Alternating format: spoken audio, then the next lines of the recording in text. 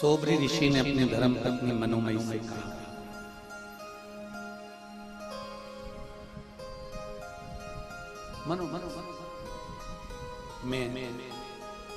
मनोमयी तुम मुझे देवदेव महादेव का पार्थिव शिवलिंग दे दीजिए और मनोमयी मैं इस पार्थिव शिवलिंग का विसर्जन कर कर आप मुझे पार्थिव शिवलिंग दे दीजिए।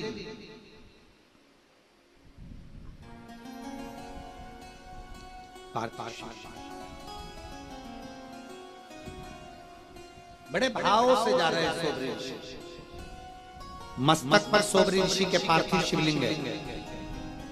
पार्थिव लिंग जब तक सिर पर रहता है 12 ज्योतिर्लिंग का भार तत्व हमारे ऊपर रहता है। पार्थिव श्री शिवाय नमस्तु, श्री शिवाय नमस्तु, श्री शिवाय नमस्तु, श्री शिवाय नमस्तु, श्री शिवाय नमस्तु।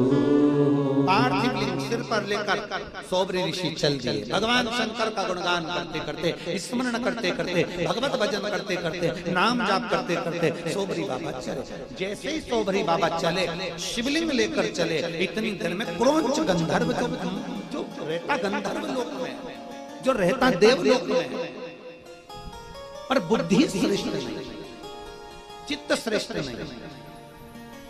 कोई जरूरी नहीं है कि बहुत ऊंचे पद पर बैठ गया कोई व्यक्ति, बहुत जोरदार कुर्सी पर बैठ गया, बहुत जोरदार सिंहासन पर बैठ गया तो उसकी बुद्धि सही हो जाए।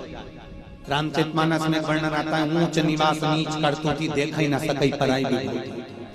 कई लोग ऊंचे ऊंचे स्थान पर बैठने के बाद भी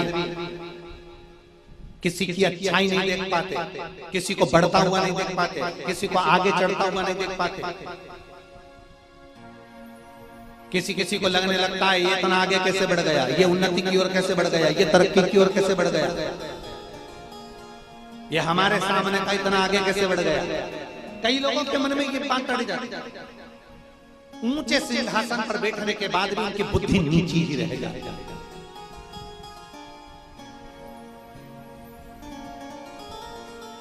एक शब्द आता है, लोग उसको कहते हैं बड़ा नीचा व्यक्ति है, बड़ा नीचा। नीचा व्यक्ति से मतलब वो नीचा सोच, उच्च सोचे नीचा व्यक्ति कहलाएगा। नीचा सोच रहा है, उसकी बुद्धि नीची सोच रही है।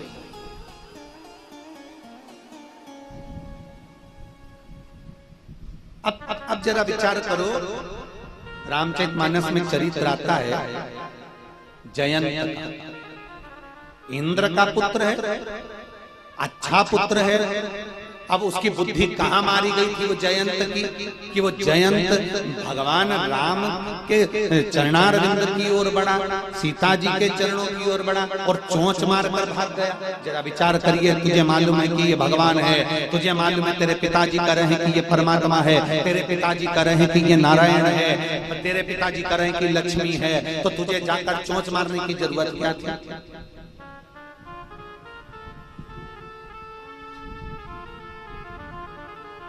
तुझे चोंच मारने की जरूरत क्या? अर्थात फिर आखिरी में भोगना किसको पड़ा? कौन को भोगना पड़ा? जयंत दौड़ते दौड़ते अपने पिता के पास गए, पिताजी ने धक्का देकर निकाल दिया, मैं नहीं बचा सकता।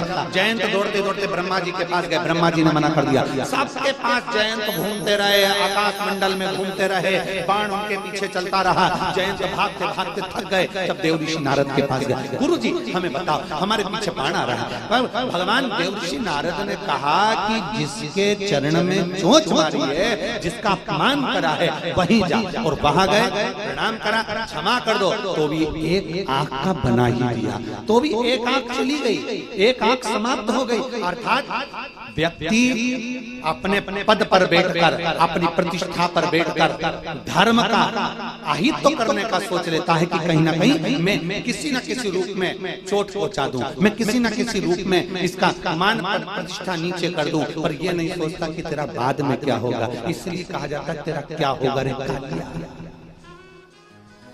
उसको समझ नहीं पाते, उसको जान नहीं पाते।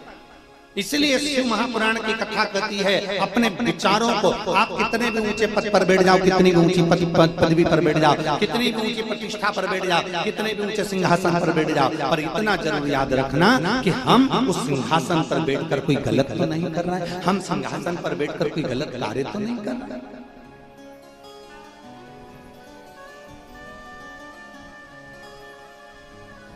हमारा पद जो हमें मिला है उस पर बैठकर हम कोई गलत कार्य नहीं, कोई गलत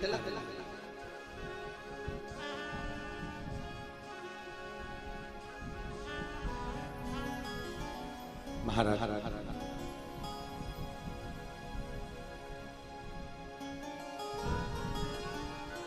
भगवान शिव की भक्ति, भगवान शंकर की आराधना को पहचानना बड़ा कठिन विषय है। जितना कठिन भगवान शंकर के भक्तों को पहचान पाना बहुत कठिन, बहुत कठिन। शिव को जान पाना बहुत कठिन। दुनिया के लोग चाहे कुछ भी कहें, पर शिव की निंदा करने वाला, शिव भक्त की निंदा करने वाला, शिव भक्त की आंख में आंसू लाने वाला, शिव भक्त के भाव को नहीं समझने वाला, शंकर की कथा को नहीं जानने वाला, वो किसी न किसी रूप में निंदा या गलत कर बैठता है। पर उसका जो बुढ़ापा होता है, अंत गति जो होती है, वो बड़ी तड़प तड़प कर निकलती है, उसको पहचान नहीं पाता।